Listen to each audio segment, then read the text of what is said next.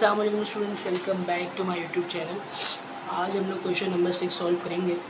जो question number 6 solve करने से पहले एक छोटी सी बात रिगार्डिंग क्वेश्चन नंबर 6 मैं आपके सामने रखना चाहता हूँ कि क्वेश्चन नंबर 6 के अंदर काम हमने वही करना है, लेकिन ये थोड़ा सा सवाल घुमा के है। ये घुमा के सवाल इस तरह है कि कुछ स्टूडेंट्स जैसे कि थोड़ा सा क्वेश्चन देख के पढ़ के घबरा जाते हैं कि सर ये किस तरह सॉल्व होगा। तो इसको देख के घबराने की ज़रूरत नहीं है, अनटिल अनलेस कि आपको थोड़े से कॉन्सेप्ट पता होने चाहिए। ठीक है जी। तो सवाल में कहते हैं इफ़ वॉल्यूम वी लेट से फॉर अ वाइल, वॉल्यूम क्या है जी, किसी पानी को भी कह सकते हैं। Volume V of a gas varies inversely as the square root of pressure P. ठीक है जी, ये एक फिजिक्स की इक्वेशन है जिसमें कहा है V is inversely proportional to the square root of P. ठीक है जी। कंडीशन मैं आपको बताऊंगा किस तरह इन्होंने मेंशन करी है।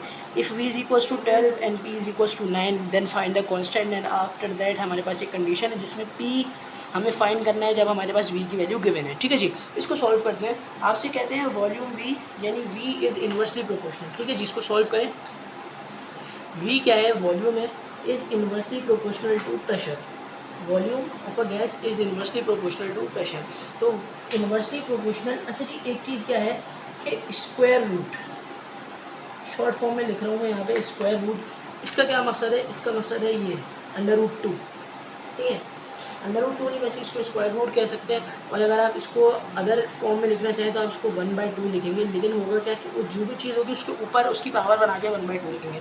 तो ये एक इंपॉर्टेंट कॉन्सेप्ट था, लेकिन बेहतर ये कि आप इसको √रूट ही इस्तेमाल करें। तो कहते हैं V is inversely proportional to the square root P, यानी जब यहाँ पे आप के कॉन्स्टेंट लगाएंगे तो पी को आप 1/, की फॉर्म में तो लिखेंगे, लेकिन वो स्क्वायर रूट के अंदर लिखेंगे, क्योंकि आपसे सवाल में बोला है कि V is inversely proportional to the square root of P. ठीक है जी। वी इज इक्वल्स टू का sign, K is the constant of proportionality 1 लिखेंगे, यहाँ पे एक पहले रूट लगाएंगे, स्क्वायर रूट का मसला हल हो गया, और फिर यहाँ पे पी लिख दिया आपने।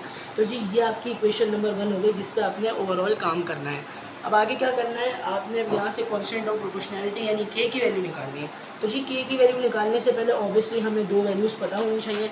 वो दो वैल्यूज़ हमारे पास क्या हैं, वो दो वैल्यूज़ हमारे पास कुछ इस तरह मेंशन है। अगर हमारे पास बी बराबर हो, बी हमारे पास सवाल में गिवन है 12 करके, और पी हमारे पास सवाल में गिवन है 9। इन दोनों वैल्यूज़ को पुट करेंगे, बी की जगह 12 पुट करेंगे। कॉन्स्टेंट ऑफ प्रोपोर्शनैलिटी चाहें तो आप इसके ऊपर लगा दें। ठीक है जी, बेहतर ये रहेगा कि आप इसके ऊपर लगा दें, क्योंकि अगेन मैंने बताया था इसके नीचे कुछ नहीं है तो 1 है। जब √p 1 से मल्टीप्लाई होगा तो इट बिकम 1, और जब k 1 से मल्टीप्लाई होगा तो इट रिमेन्स k। ठीक है जी। तो अब होगा ये कि इसके नीचे आप क्या करेंगे, √p, √रूट आप एज इट इज़ लिखेंगे, p को आप रिप्लेस करेंगे 9 से। ठीक है, 9 यानी p की जगह आपने √रूट के अंदर 9 लिख दिया। अब आपने एक चीज़ और करनी है कि हम इसे सिंपलेस्ट फॉर्म के अंदर ऑब्टेन करेंगे। तो √9, व्हाट इज़ √9?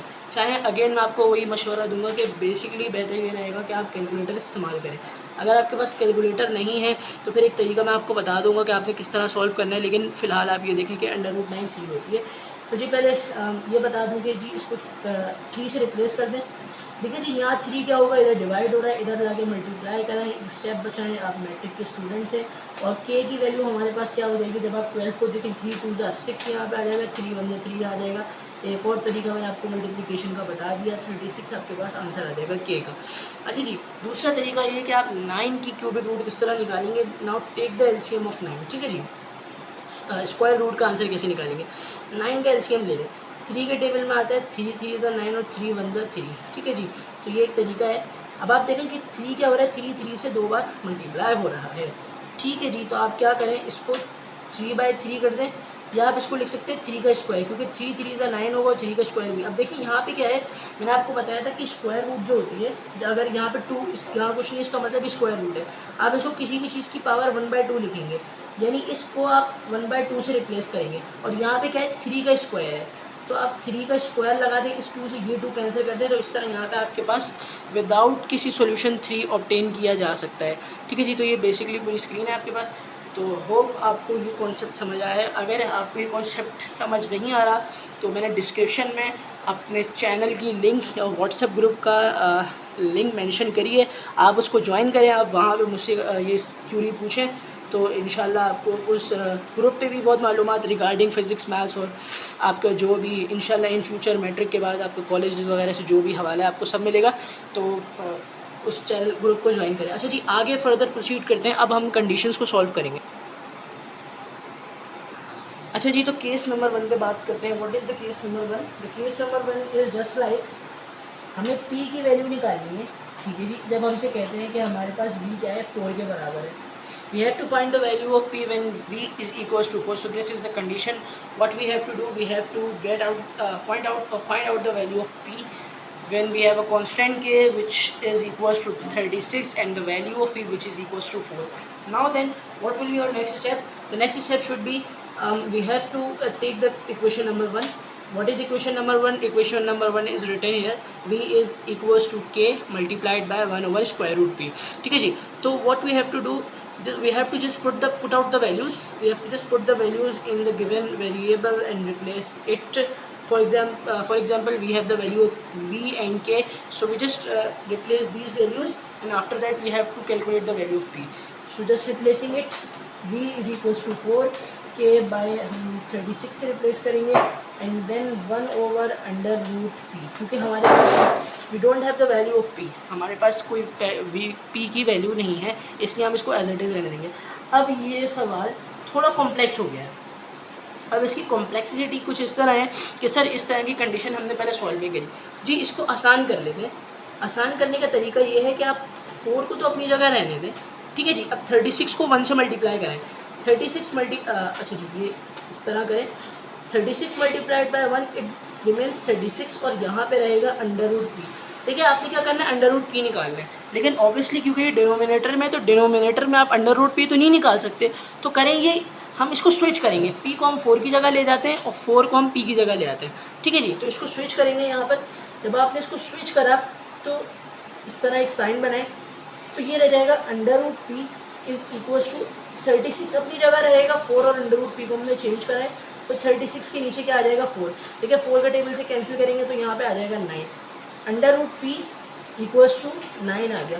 सर अब क्या करें? देखिए जी, p की वैल्यू तो मिल गई है, लेकिन एक चीज़ आपने जहन में क्या रखनी, क्योंकि अभी भी p के ऊपर रूट लगी हुई है, तो जब तक p के ऊपर रूट लगी हुई है उस वक्त तक आपके पास एग्जैक्ट आंसर नहीं आया। अब आप क्या करें, पीछे क्यूबिक रूट थी, यहाँ पे क्या है स्क्वायर रूट है। अब आप लिखेंगे यहाँ पे square root, square on both side. देखिए जब यहाँ पे रूट लगी हुई है तो सब स्क्वायर लें, क्योंकि जो रूट है उसको कैंसिल करने के लिए स्क्वायर चाहिए होता है, और इसका इन्वर्स है। अगर आपके पास यहाँ पे स्क्वायर लगा हुआ है सवाल के ऊपर, फॉर एग्जांपल x के ऊपर स्क्वायर लगा हुआ है, तो आप क्या करें उसके ऊपर रूट ले लें, तो वो रूट से कैंसिल हो जाएगा। तो ये तो कॉन्सेप्ट है, ये आपके पास इंशाल्लाह फर्स्ट ईयर में आपको बड़े काम आएंगे। अच्छा जी, आगे प्रोसीड करते हैं।